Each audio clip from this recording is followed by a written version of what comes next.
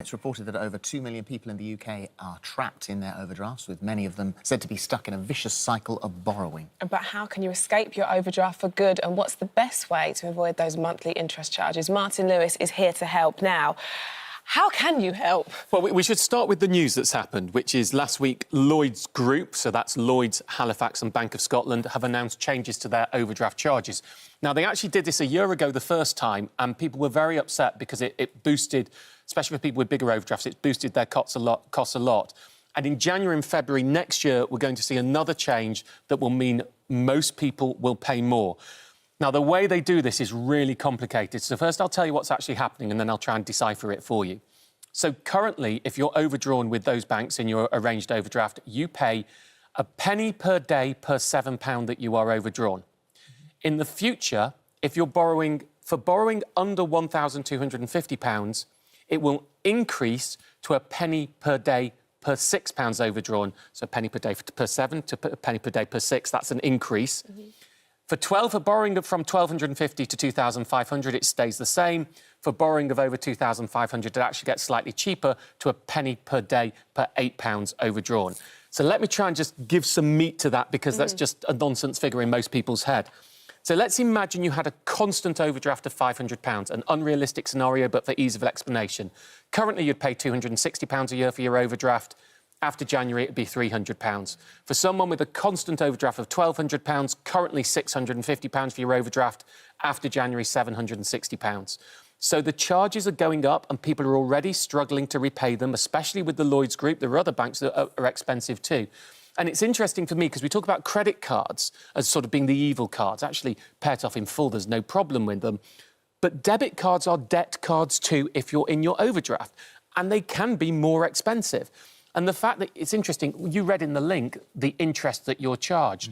Some overdrafts charge interest, some, like this one, charge a penny per day per £6 or £7 or £8. So it's quite complicated to work out what you're being charged. But overall, it's generally hundreds if you're stuck in it. All right, so if you look at, I mean, how do they justify this? What's the reason for the prices going up? What got more expensive for the bank? Oh, well, you see, what they will argue is we're bringing the price down for people in very big overdrafts and we're putting it up slightly for those people in smaller overdrafts. And justification, well, they don't have to justify it. No, banks don't justify it. That's their charging system. And the most important thing I would say with any type of bank or any type of product provider, if you're not happy, ditch and switch, go elsewhere. The difficulty if you're overdrawn is you may not be able to. But let's look at the possible options you should look at first.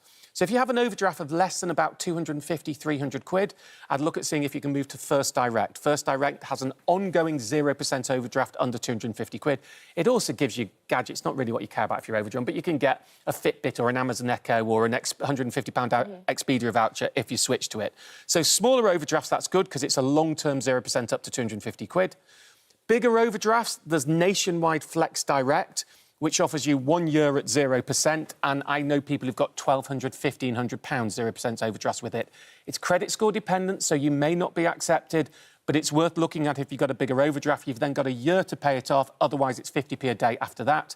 If you've got even bigger overdrafts, and this is complicated, so please go and do a search on this. Don't just take what I say. There are certain credit cards that will pay off your overdraft for you at 0%. It's called a money transfer. They pay money into your bank account, then you owe the card instead. Right. Tesco, MB&A, Virgin do that up to 30 months, but you need to do your reading on that. So those are the first things you would look at if you're in an overdraft. Can I go somewhere else where they would charge me less? Because if you've got less interest, then actually you can start to clear the overdraft without the charges just adding up rather than just paying the charges. But if you're locked in?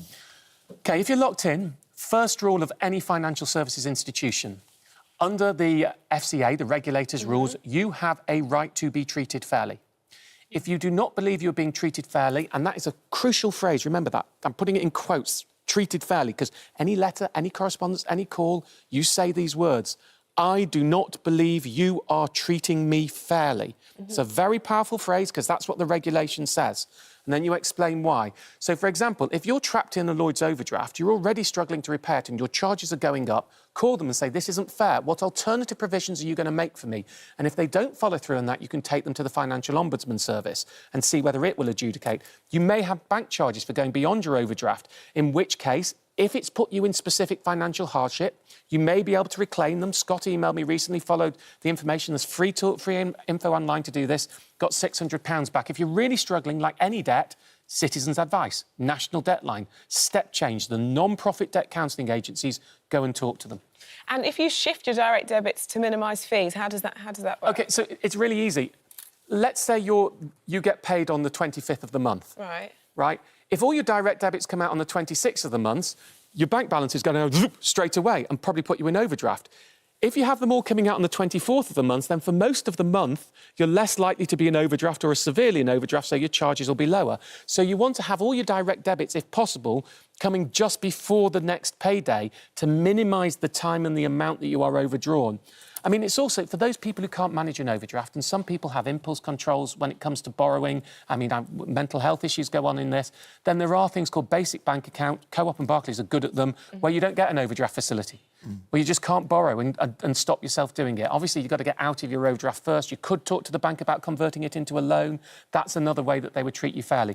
But I'm back later, so if you've got questions specifically on this or any other money issues, if you're worried in the run-up or any other debts, we can talk about them. But don't consider your overdraft to be, oh, it's just my bank account. It's a debt. Yes, it's costing And lots an of money. expensive. And exactly, often more than credit cards. And it's going to get Martin, more thank you very much expensive. indeed.